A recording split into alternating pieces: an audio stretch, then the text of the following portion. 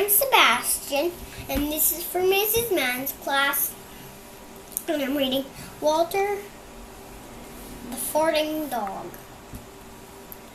by N. Murray. Betty and Billy brought Walter home from the dog pound. Nobody wanted him, said Billy. But we love him, said Betty. Well, he smells awful, said their mother. I think you'd better give him a bath. Mother walked in and said, he still smells awful. And that's when they got the first clue. The telltale bubbles in the water. He probably just a little nervous, said Mother. Hopefully his stomach just be upset. But Walter's stomach was not upset. Walter's stomach was fine. He felt perfectly normal. He just farted it a lot.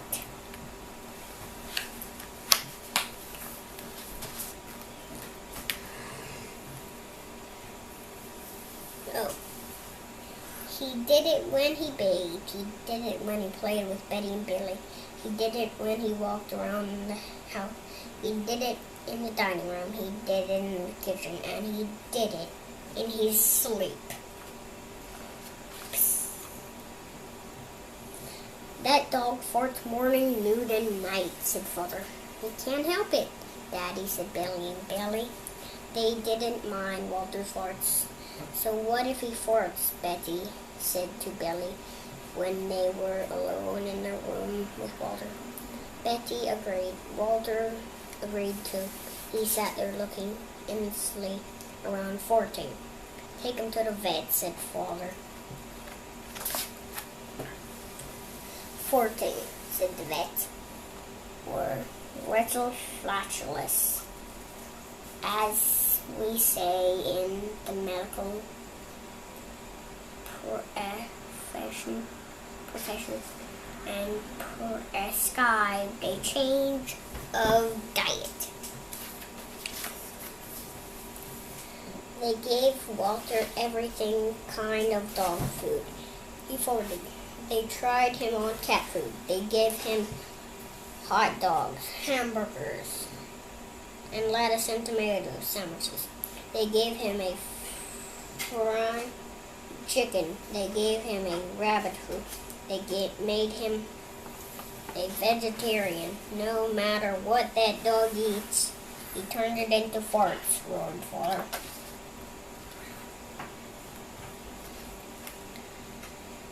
Walter got the blame for everybody else's farts too. If you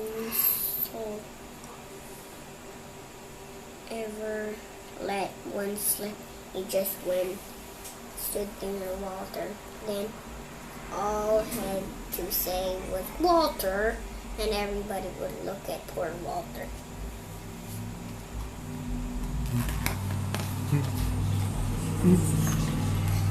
He has to go back to the pound, said Father. No, Daddy, please, begged Betty and Billy. Don't send Walter away. He goes tomorrow, said Father. They pleaded. Walter farted. It was all over. That night, Betty and Billy cried in the beds, and Walter looked at them unhappily. Oh, Walter, said Betty, you've got to stop farting, because Father is going to send you back to the pond tomorrow, said Billy.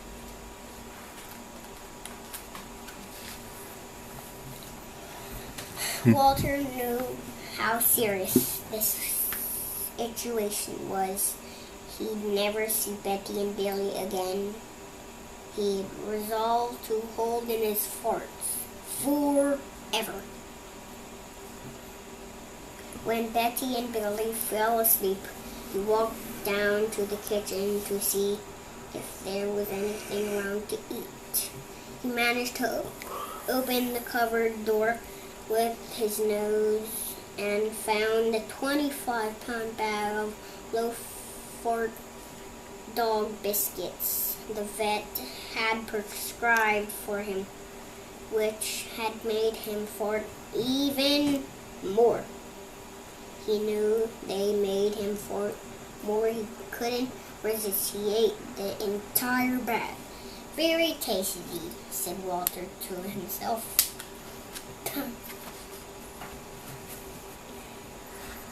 And then he went to and lay down on the sofa. A giant gas bubble began to build inside of him. This is going to be trouble, he said to himself. Nervously, he was afraid what might happen if he let it go. He thought maybe the house would explode, so he kept it in. It wasn't easy. In fact, it was torture. But he had resolved never to fart again in his future. It depended on it.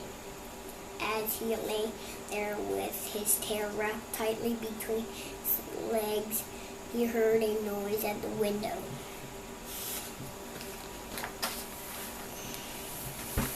He watched it slowly open. A pair of burglars came through. They dropped silently into the kitchen. Watched out for the dog, said one burglar. He won't bite, said another. He's a wimp. He won't bite, said another. He's a wimp. Walter might have been them, except he was so filled with gas he couldn't move. They tried a rag around his snout, so he couldn't bark. Okay, whispered the first burglar. Let's clear the place out. They took everything they could get their hands on. Walter wanted to stop them, but he was having unbearable gas pains. He rolled on his back. He waved his paws in the air. He gnashed his teeth. We've got it all, said the second burglar. Let's go. That's when Walter let it fly. It was the worst fart in his life.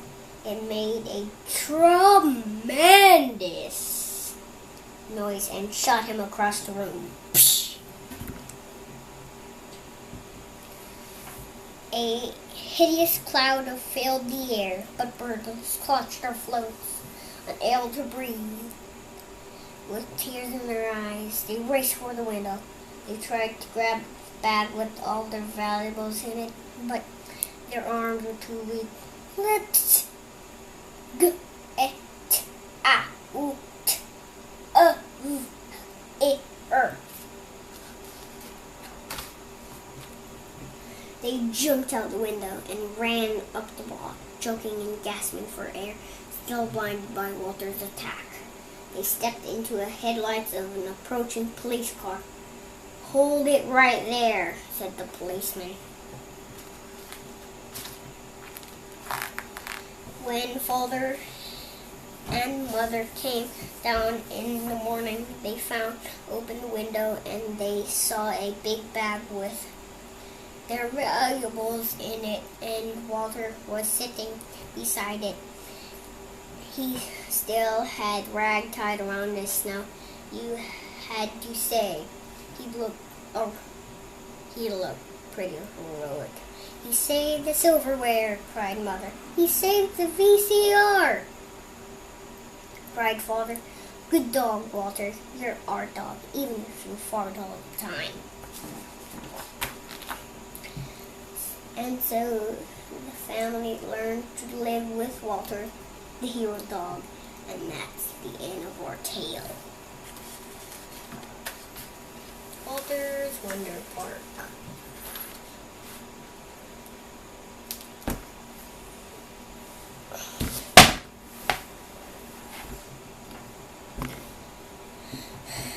This story is about Walter, the farting dog, and he farts all the time.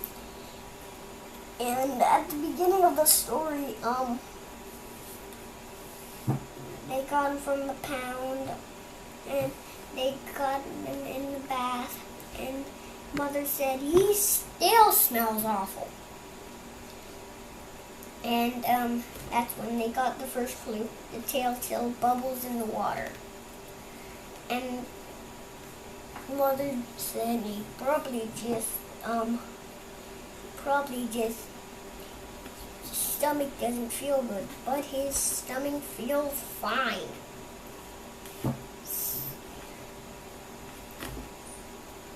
So he took him out of the bath, and he did it when they played with Betty and Billy, like when he did it when he was in a sleep, and when went upside down, and some burglars came in, and they took all the valuables. But then that's when Walter let it fly. So the burglars clutched their throat, unable to breathe, and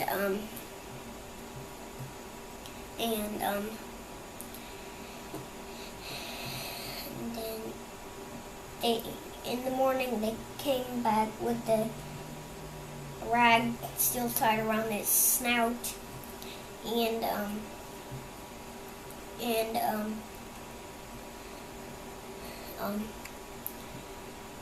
in the middle, when the burglars was there, when he farted and went across the room, the cat went up in the air, and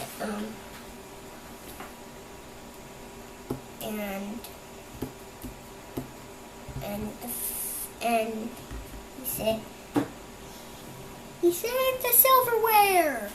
He saved the VCR.